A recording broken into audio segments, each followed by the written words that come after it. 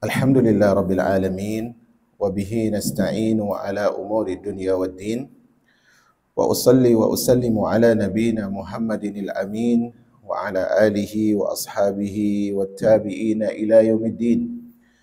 Qala Allah Ta'ala ya ayyuhalladzina amanu taqullaha haqqa tuqatih wa la tamutunna illa wa antum muslimun. Allahumma inna nas'aluka ilman nafi'an wa rizqan tayyiban wa amalan mutaqabbala. Allahumma anfa'na bima 'allamtana wa 'allimna ma yanfa'una wa zidna ilma. Allahumma la sahla illa ma ja'altahu sahla wa anta taj'alul hazna idza syi'ta sahla. Amma ba'd. Masyarul jamaah yang dirahmati oleh Allah Subhanahu wa taala.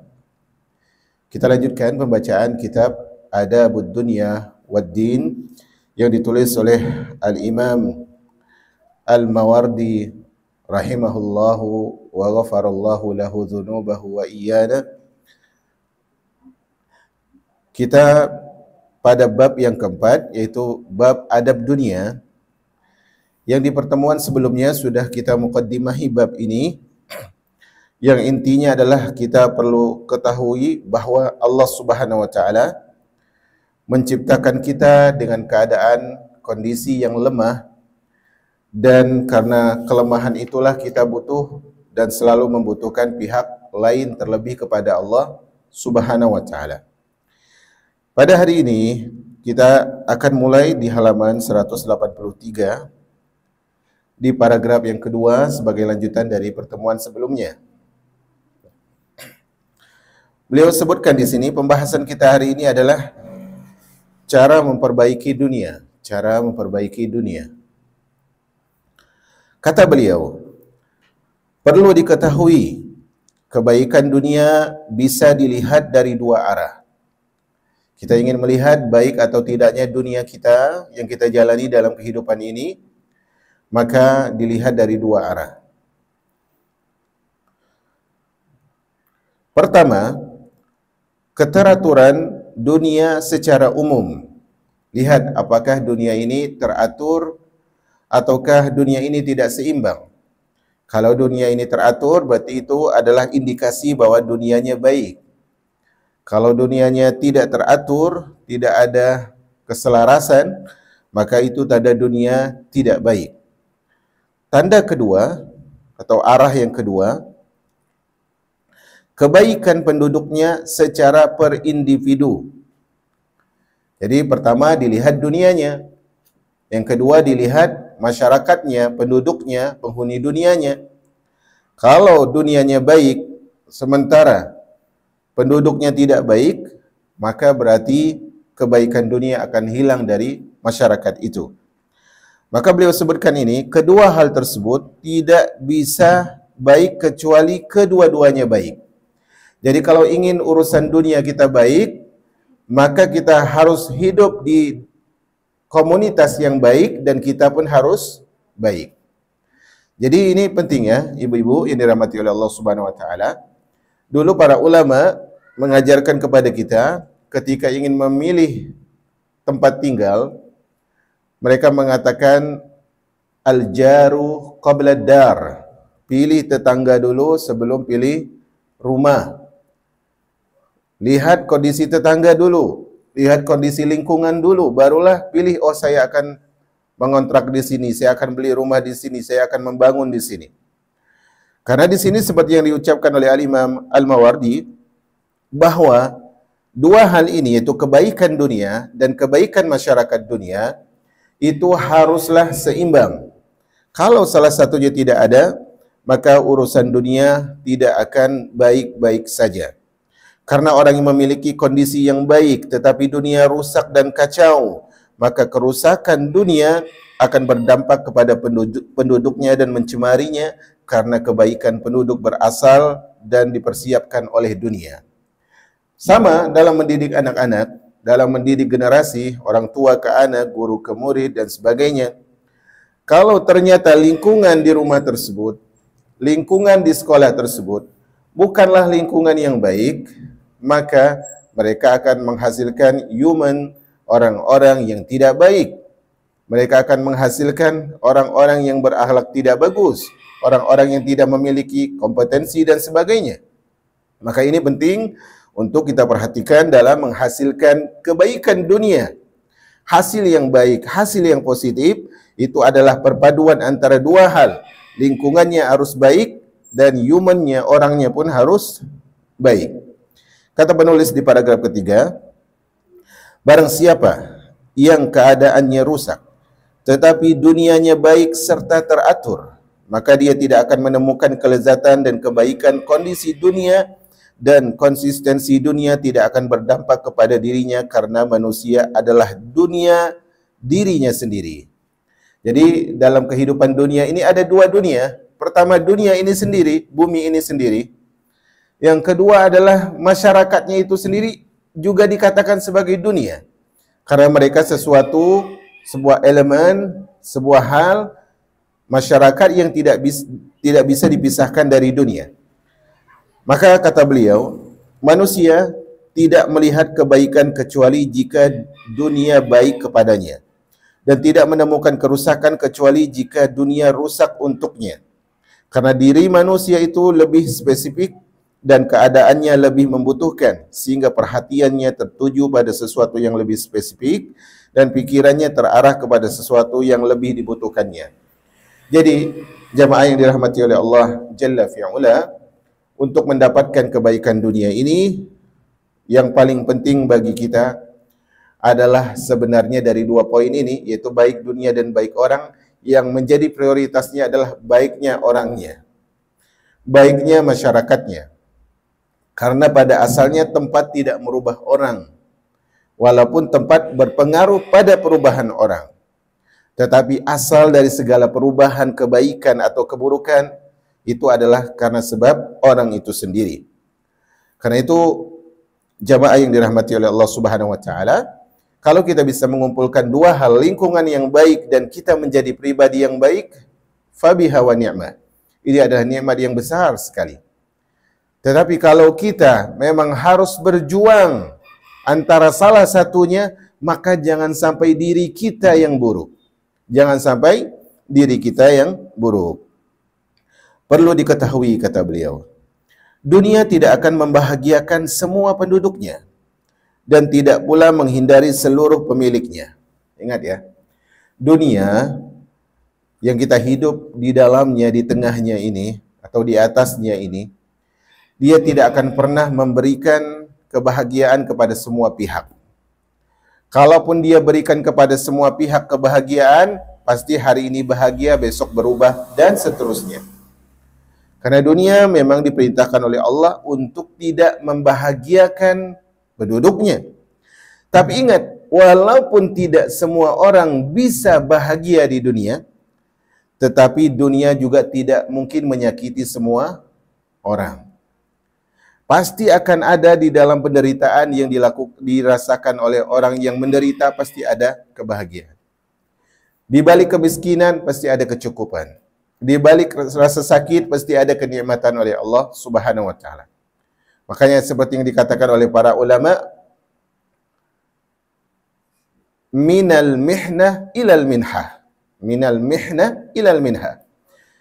Setelah atau dari ujian pasti ada nikmat dari Allah Subhanahu wa taala. Jadi dunia tidak akan membahagiakan seluruh penduduknya, tidak akan membahagiakan seluruh penghuninya, tapi dia tidak akan menghindari siapapun, karena dia pasti akan memberikan sedikit demi sedikit, sebagaimana azab juga dapat datang sedikit dan pelan-pelan. Karena menghindari keseluruhan mereka adalah kebinasaan, dan membahagiakan mereka semua adalah kerusakan. Jadi kalau semua masyarakat di dunia ini dirusak oleh dunia, maka dunia hancur. Zaharal fasadu fil barri wal bahri bima kasabat aydin nas. Kerusakan yang terjadi karena ulah tangan manusia. Kalau dunia selalu dan terus-terusan merusak penduduknya, dunia itu sendiri akan hancur. Tapi kalau dunia ini membahagiakan semua penduduknya, semua masyarakatnya, yang akan rusak masyarakatnya, dan akibat dari itu dunia pun akan rusak karena rusaknya masyarakat. Jadi jalan terbaik mana? Yang tengah-tengah, bukan yang kiri, bukan yang kanan, tapi yang tengah-tengah. Kata Nabi SAW, khairul umuri awsatuha. Sebaik-baik perkara adalah yang tengah. Yang tengah. Karena, kata beliau, karena pula mereka setuju untuk berbeda dan berlainan, serta sepakat untuk saling membantu dan tolong-menolong. Kenapa yang ini ada sakit, yang itu ada sehat? Agar yang sehat menjenguk yang sakit. Ada yang kaya, ada yang miskin, agar yang kaya bisa membantu yang miskin. Inilah pola kehidupan dunia, jemaah. Tidak akan ada yang perfect dalam kehidupan dunia. Tidak akan ada. Karena kehidupan dunia itu sendiri tidak perfect.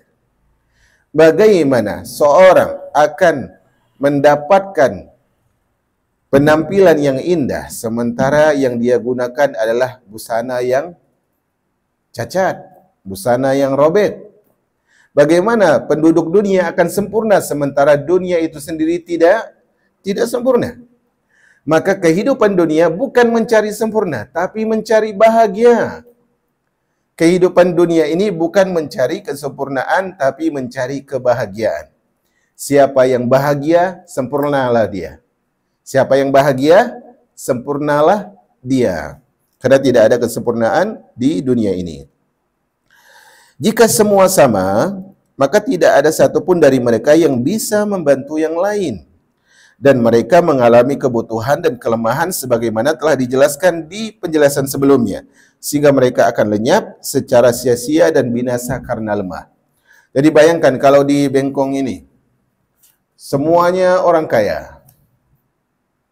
Siapa yang mau jualan? Kalau semuanya petani, masa makan nasi lauk beras? Kan tidak begitu. Pasti akan ada perbedaan. Dan inilah hikmah Allah Subhanahu wa taala dalam penciptaan manusia. Ada perbedaan untuk saling Allah uji. Yang miskin diuji untuk dia bersabar. Yang kaya untuk dia bersyukur. Dan banyak sekali hikmah-hikmah dalam penciptaan yang Allah Subhanahu wa taala ciptakan di muka bumi ini. Selanjutnya di halaman setelahnya kata beliau, adapun jika mereka saling berbeda dan saling berlainan, maka mereka akan sepakat untuk menolong dan saling menghubungi karena saling membutuhkan. Jadi efek positif saling membutuhkan itu ada. Agar kita tidak sombong, jemaah. Karena kalau kita bersikap seperti gunung, maka kita akan lupa dengan bibir pantai. Padahal pemandangan pantai tidak jauh indah daripada pemandangan dari ketinggian gunung. Kan begitu. Sebagaimana disebutkan oleh para ulama, ada di sungai sesuatu yang tidak ada di lautan. Ada di lautan banyak sekali ikan, tapi ikan mas di air apa? Air tawar, dan seterusnya. Maka mereka akan sepakat untuk saling menolong karena berbeda. Kalau berbeda. Seandainya di rumah itu wal'iyazubillah menikah antara Agus dan Asep. Bahagia? Tidak. Tidak sama sekali. Seperti yang digemborkan oleh para LGBT. Jamaah yang berbahagia, kata beliau, karena orang yang memiliki kebutuhan itu akan menghubungi, sedangkan orang yang dibutuhkan bisa dihubungi.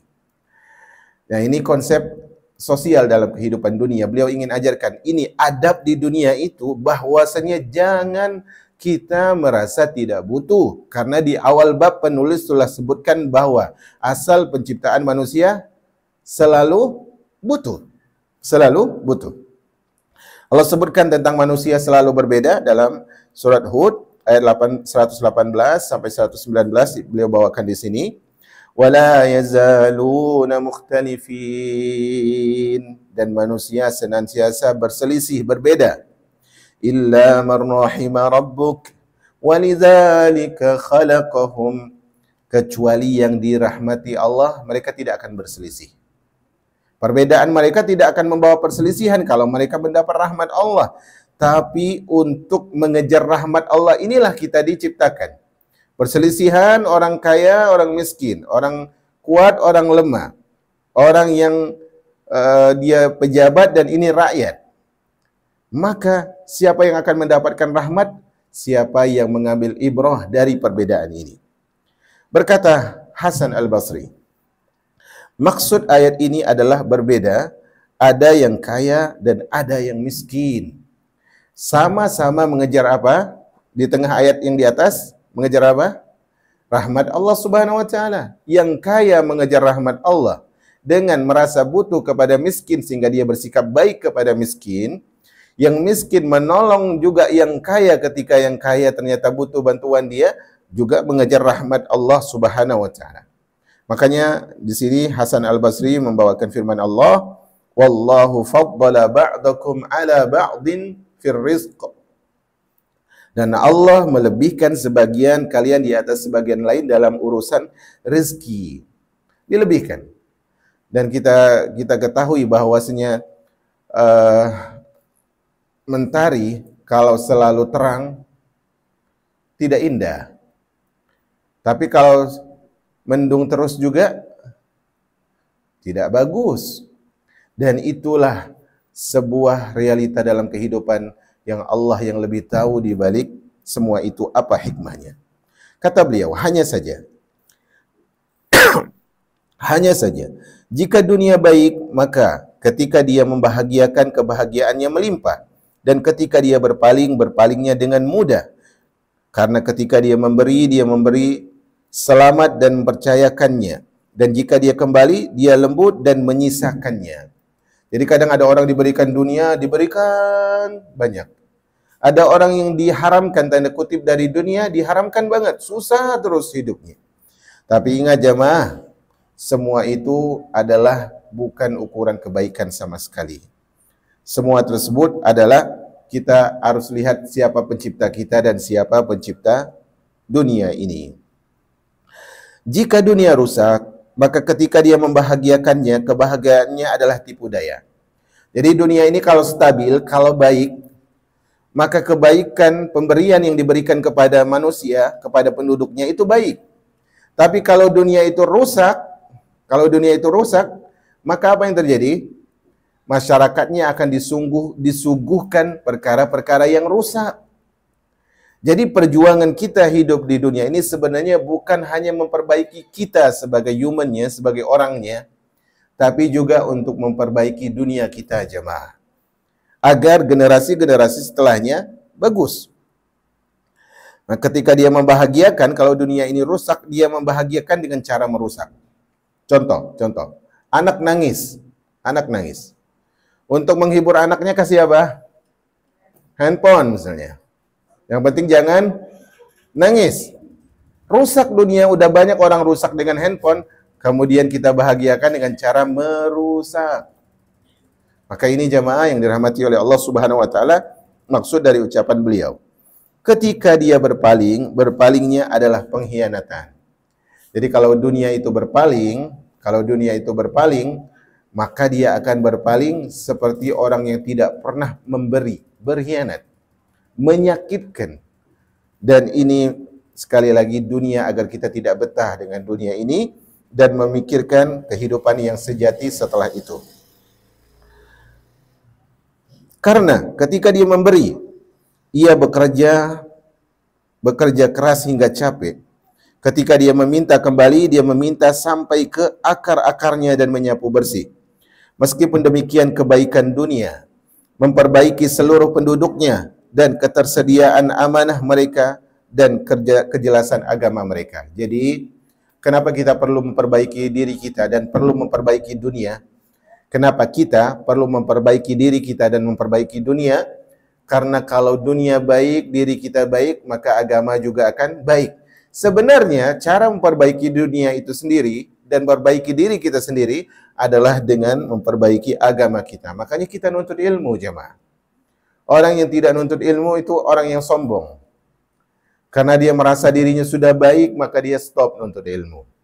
Sudah selesai satu kitab, stop. Sudah selesai dengan ustadz ini, stop. Di majelis itu, udah nanti lagi.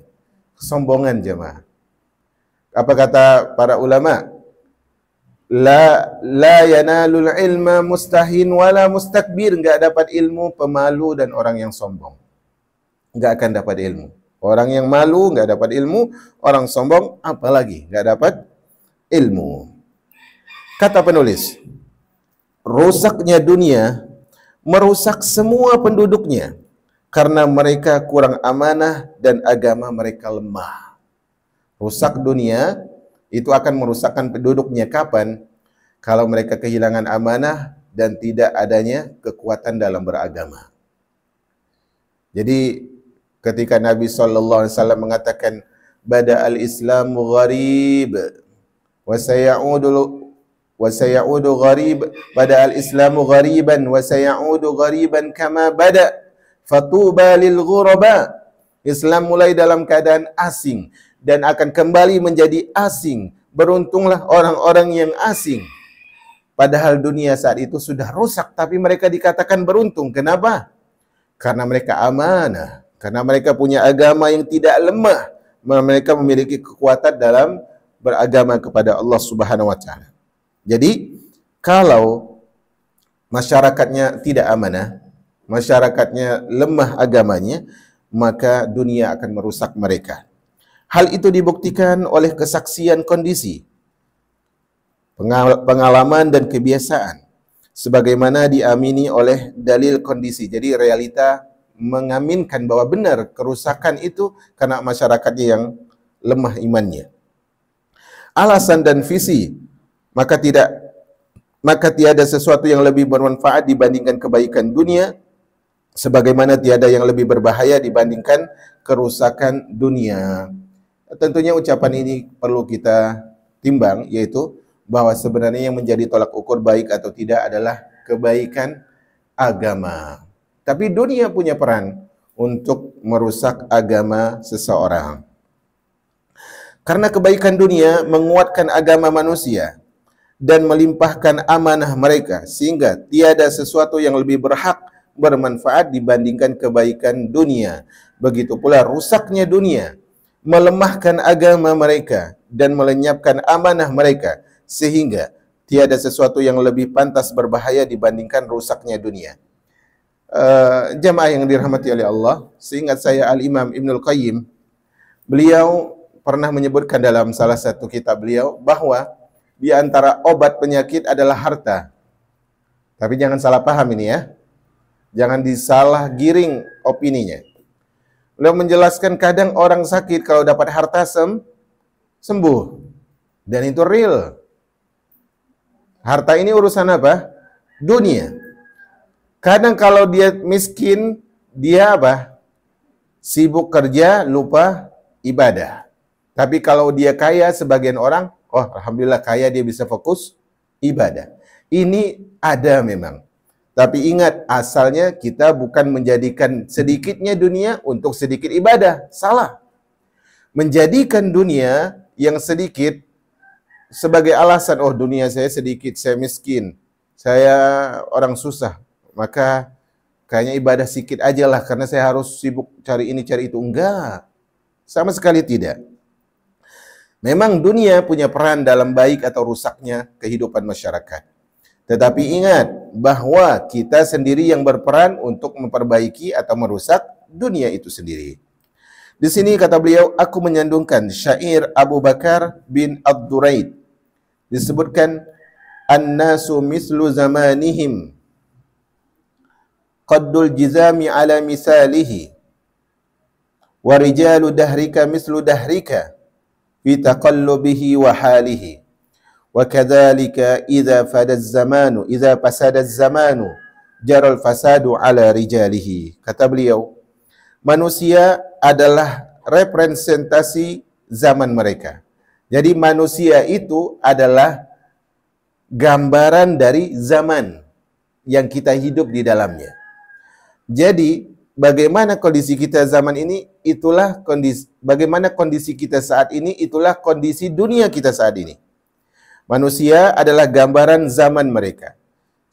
Satu persatu itu sama dengan pasangannya. Satu sepatu itu sama dengan pasangannya. Jadi nggak mungkin beda sepatu kanan dengan sepatu kiri. Nggak mungkin beda. Nggak mungkin beda. Ya, kalaupun beda kan itu karena cacat ya. Tapi kan orang nggak ada jual sepatu kanan 35, sepatu kiri 32. Orang nggak jual itu. Dia remake sendiri.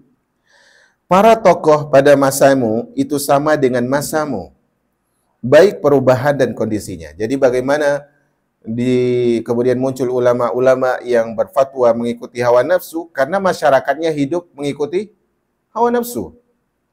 Sehingga muncullah ulama-ulama yang ingin menyenangkan pengikut hawa nafsu. Kalau ada ulama-ulama yang suka memfitnah, para menuntut ilmu yang suka mengadu domba misalnya, maka karena itu kondisi zamannya memang. Zaman yang mudah untuk mengadu domba, untuk memfitnah, bahkan tanpa harus bertemu lawan bicara. Begitu juga jika sebuah zaman rusak, maka kerusakannya mengalir pada tokohnya. Jadi kalau waktu itu rusak, kadang mempengaruhi orang. Sekali lagi, makanya saya katakan lingkungan penting. Lingkungan itu penting. Jika pembahasan kita sudah sampai ke sana, kata beliau, maka kami akan menjelaskan kaidah yang bisa memperbaiki dunia. Kemudian kami akan menjelaskan hal-hal yang bisa memperbaiki kondisi manusia di dunia. Jadi beliau akan sebutkan berikut ini. Ya, tentunya kita tidak akan bisa tuntaskan hari ini karena ini panjang. Beliau akan sebutkan apa saja yang bisa memperbaiki dunia. Kemudian setelah itu beliau akan sebutkan apa saja yang bisa memperbaiki manusianya. Kata beliau, ketahuilah, kaidah yang bisa memperbaiki dunia hingga kondisinya bisa teratur dan urusannya bisa bersatu, ada 6 kaidah. Ada 6 kaidah memperbaiki dunia. Meskipun masih bercabang, nanti kaidah ini berkembang. Yang ini punya cabangnya, yang itu punya cabangnya. Asalnya ada 6. Yaitu agama yang diikuti, pemerintah yang berkuasa, keadilan yang merata, keamanan yang umum, kesabaran yang kontinu, dan harapan yang lapang. Nanti kita akan ucapkan pelan-pelan. Tadi sengaja saya sebutkan cepat. Kaidah pertama. Kaidah memperbaiki dunia. Kaidah pertama. Kaidah pertama adalah agama yang diikuti. Kaidah-kaidah memperbaiki dunia. Ada berapa tadi? Ada 6. Pertama, ada agama yang benar yang diikuti. Agama yang diikuti, yaitu Islam yang diikuti. Kata penulis, ia mengalihkan manusia dari syahwatnya dan memalingkan hati dari kehendaknya. Jadi kalau kita punya agama, yaitu Islam, maksudnya kita berpegang dengan agama, yang tadi manusia diciptakan dengan syahwat, dengan keinginan untuk mengikuti syahwat, maka agama akan mewanti-wanti. Agama akan memalingkan wajahnya. Lihat kanan, jangan kiri. Fokus depan, jangan noleh. Dibimbing dia oleh agama. Dan dia tidak akan bisa memaksakan dirinya kalau dia memang mengikuti agama. Kata beliau, mengawasi jiwa ketika berkhalwat. Ketika sendiri, tidak ada orang lain, kadang ada dorongan maksiat, agamanya mengingatkan. Ingat, dosa sendiri itu sebab tidak istiqomah. Dosa yang dilakukan orang tidak tahu itu sebab tidak istiqomah. Jadi di antara alasan kenapa sebagian penuntut ilmu tidak istiqomah, di antaranya pasti ada dosa yang dia lakukan orang tidak tahu. Maka dia jadi tidak istiqomah. Bahkan kemudian bisa merubah penampilan dan sebagainya. Dan menasihatinya ketika ditimpa kemalangan. Kalau kena musibah, inginnya manusia apa? Inginnya manusia apa? Bukan. Kalau kena musibah inginnya berontak. Kok bisa? Inginnya teriak. Inginnya apa? Kesal dan sebel. Kesal dan sebel. Tapi apa? Kalau dia paham agama, agama akan bilang kepada dia apa? Sabar. Qadarullah. Dibimbing dia oleh agama. Ketika dia terjadi kemalangan. Semua itu tidak bisa dicapai kecuali dengan agama. Jadi ini penting ibu-ibu. Ini penting sekali. Kalau kita tidak berpegang dengan agama, kita adalah seperti asap di tengah badai. Punya pendirian, tidak terombang-ambing. Terombang-ambing atau terangin-angin. Karena badai bukan ombak.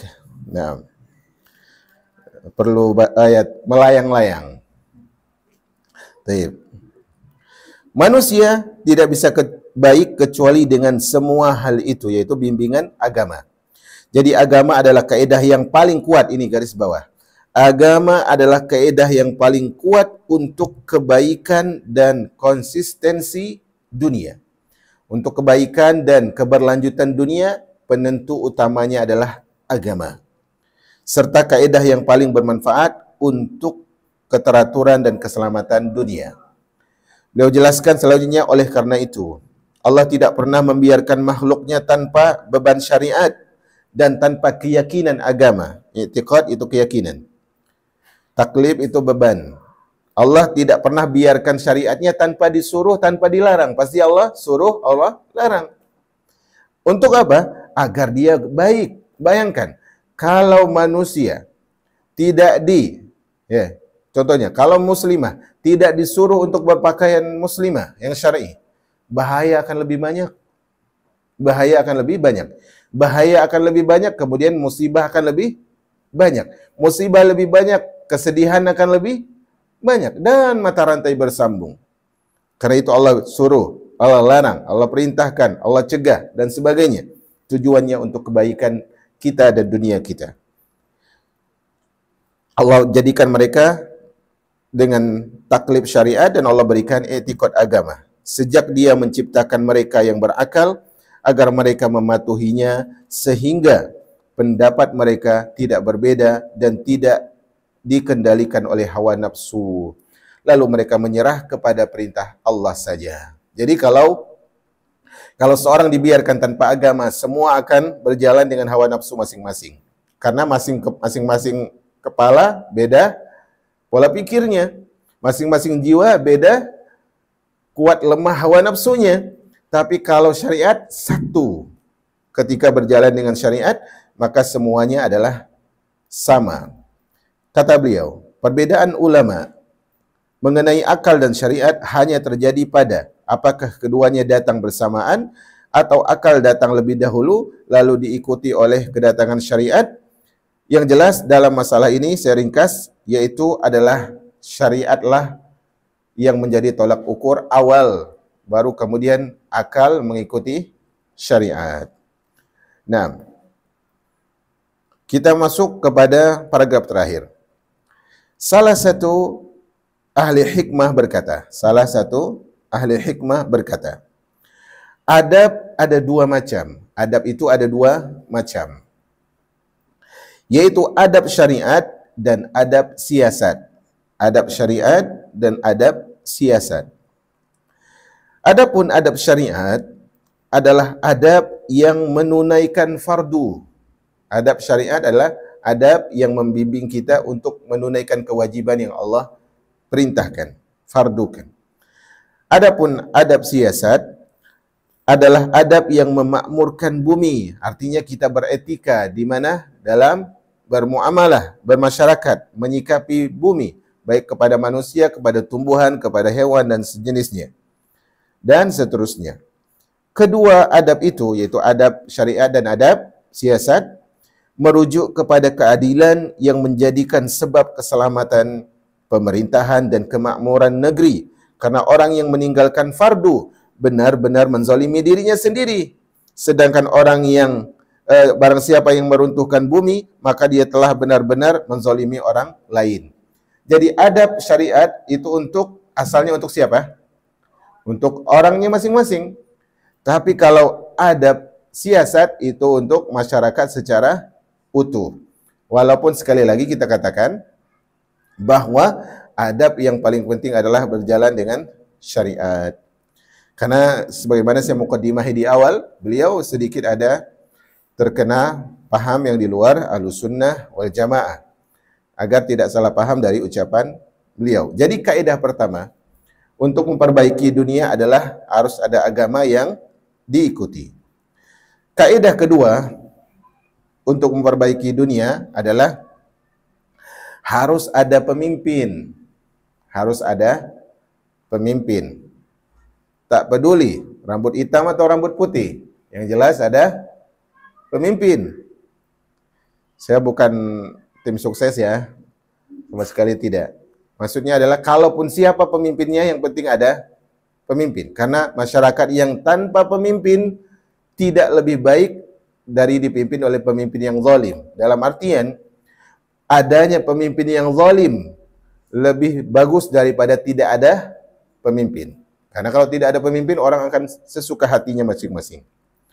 Jadi kaidah kedua untuk memperbaiki dunia adalah harus ada pemimpin. Kata beliau di sini, pemerintahan, yaitu sultan yang berkuasa. Pemerintah yang berkuasa. Dengan adanya pemerintahan yang berkuasa, keinginan yang tadi berbeda-beda menjadi satu. Masyarakat ini ingin itu, masyarakat itu pengen ini. Tidak ada persatuan karena ada pemimpin disatukan. Karena mungkin pertama segan, patuh, atau mentok-mentok apa kata beliau di sini? Takut. Kalau tidak akan dihukum. Ini jadi adanya pemimpin bisa menstabilkan dunia. Dengan sebab pemimpin tersebut tentunya Allah yang mentakdirkan. Hati yang bercerai berani berhimpun karena kewibawaan pemimpin. Kekuasaan yang saling berebut berhenti sebab adanya hukuman siapa yang saling bentrok. Jiwa yang melampaui batas menahan diri dari pelampauannya itu. Karena apa? Khawatir dihukum oleh pemimpin. Sebab watak manusia menyukai saling mengalahkan dan persaingan terhadap apa yang mereka prioritaskan. Serta menyukai paksaan terhadap orang yang membandel. Semua itu tidak bisa dikendalikan kecuali oleh pencegah yang kuat, penghalang yang lama. Sehingga di sini seorang penyair bernama Al-Mutanabbi menjelaskan hal itu dengan fasih di dalam syairnya. Beliau mengatakan yang artinya di sini, kemuliaan yang tinggi tidak bisa selamat dari luka sebelum darah mengalir di sekelilingnya. Kezaliman adalah salah satu dari ciri nafsu. Jika engkau menemui seorang yang mampu mengendalikan diri, maka dia tidak zalim karena ada alasannya. Terkadang tanpa adanya pemimpin, seorang semena-mena. Dengan adanya pemimpin, walaupun pemimpinnya diktator keras, itu bisa menghimpun orang yang berbeda-beda dalam menyikapi dunia ini. Kata beliau, saya cepat ya. Alasan tersebut yang mencegah dari kezaliman. Okeylah pemimpinnya zalim, tapi kalau tidak ada pemimpin akan lebih banyak orang zalim. Karena masing-masing ingin apa yang diinginkan oleh hawa nafsunya. Tidak terlepas dari 4 hal, yaitu alasan tersebut yang mencegahnya dari kezaliman tidak terlepas dari 4 hal. Pertama adalah akal yang mencegah, yang kedua agama yang membatasi, pemerintah yang menghalangi, itu ketiga, dan keempat kelemahan yang berpaling, sehingga masyarakat tidak bisa semena-mena. Dan yang kemudian, jika engkau memikirkan, engkau tidak akan menemukan hal yang kelima. Ada 4 faktor ini saja. Kewajiban pemerintah adalah mencegah kezaliman yang kuat, karena akal dan agama bisa saja menjadi lemah dan dikalahkan oleh motif hawa nafsu, sehingga kewajiban pemerintah menjadi pencegah kezaliman paling kuat dan penghalang yang paling kuat pula. Jadi sebenarnya tujuan pemerintah membantu pilar-pilar agama, bukan merobohkan dasar-dasar agama. Kemudian di sini ibu-ibu yang dirahmati oleh Allah Subhanahu wa taala, beliau membawakan riwayat hadis tapi hadisnya dhaif dan saya tidak bacakan di sini. Kemudian beliau bawakan juga hadis lagi tapi hadisnya adalah hadis yang tidak ada asal usulnya. Kemudian beliau bawa hadis yang selanjutnya juga tidak ada asal usulnya. Berarti kita pindah kepada ucapan kepada hadis yang terakhir. Hadis yang terakhir yaitu hadis sebelum ucapan Abdullah bin Mas'ud. Diriwayatkan dari Nabi bersabda, pemimpin tiran, yaitu pemimpin yang zalim, itu lebih baik dari fitnah. Semua itu tidak ada kebaikannya. Dalam sebagian keburukan ada kebaikan. Jadi, adanya pemimpin yang zalim semena-mena itu jauh lebih maslahat daripada tidak ada pemimpin sama sekali. Berkata Abdullah bin Mas'ud, pemerintah bisa rusak. Sesuatu yang diperbaiki oleh Allah melalui perintah itu lebih banyak. Jika dia adil, maka dia mendapatkan pahala dan kalian wajib bersyukur. Jika dia adil, dia dapat pahala dan kita bersyukur ada pemimpin seperti itu. Dan jika dia zalim, maka dia mendapatkan dosa dan kita wajib bersabar, bukan memberontak. Kita wajib bersabar, bukan memberontak. Kemudian beliau bawakan hadis lagi, tapi hadisnya juga tidak ada asal-usulnya. Kemudian beliau bawakan hadis lagi selanjutnya. Betul ya, beliau bawa hadis lagi ya. Beliau bawa hadis, tidak ada asal-usulnya. Kemudian, kemudian salah satu orang yang beradab berkata, orang beradab di sini maksudnya adalah ahli sastra. Orang yang paling dekat untuk dikabulkan adalah doa pemimpin yang soleh. Jadi kita harus banyak-banyak berdoa, semoga pemimpin kita soleh. Sehingga kalau pemimpin berdoa, akan mudah dikabulkan oleh Allah Subhanahu wa Ta'ala. Dengan dalil banyak sekali pendukungnya. Kebaikan yang paling utama untuk diberikan pahala dan balasan adalah perintah dan larangannya dalam arah kemaslahatan. Itulah pengaruh pemerintah dan kondisi dunia, keteraturan yang bisa dia lakukan dengan pemerintahannya. Dia bisa men-setting dunia menjadi stabil dengan bantuan Allah. Kemudian, pemerintah mempunyai tugas untuk menjaga dan membela agama, menolak hawa nafsu dari agama, menjaga pergantian, melarang orang yang melanggar, menolak, memberontak, bandel, dan orang-orang yang berusaha untuk merusak. Itu tugas pemerintah. Jika agama tidak didukung oleh pemerintah yang kuat dan penjagaan yang sempurna, maka dia akan diganti oleh orang-orang yang dikuasai oleh hawa nafsu dan penyelewengan yang padat. Maka kata beliau di sini, agama yang kehilangan pemerintahnya, maka hukumannya akan diganti dengan benderanya hilang. Semua pemimpinnya melakukan bid'ah dan masa memiliki pengaruh yang lemah. Masa memiliki pengaruh yang lemah. Maka kata beliau, jika pemerintah tidak memegang agama, jika pemerintah tidak memegang agama yang bisa menyatukan hati, hingga penduduknya melihat bahwa ketaatan adalah wajib, dan saling tolong-menolong adalah perintah yang wajib, maka pemerintahan tidak akan bertahan dan hari-harinya akan keruh, sehingga pemerintahan harus memaksa agar tidak merusak zaman. Jadi untuk menjaga kestabilan pemerintahan sebenarnya terapkan hukum agama. Dan itu terbukti di negeri Saudi. Terbukti sekali. Dari dua poin ini, maka menegakkan pemimpin yang mampu memerintah waktu dan memimpin umat itu wajib. Jadi harus memilih kita pemimpin. Maksudnya adalah kalau caranya syar'i kita pilih. Kalau caranya tidak syar'i kita tidak ikut. Tapi kalau sudah menjadi pemimpin harus diakui dan ditaati selama bukan maksiat. Agar agama bisa dijaga melalui pemerintahannya dan pemerintah menjalankan sunnah dan hukum agama. Wallahu a'lam bishawab. Saya kira cukup sampai di situ. Nanti kita akan lanjut di sebab ketiga. Wallahu a'lam bishawab.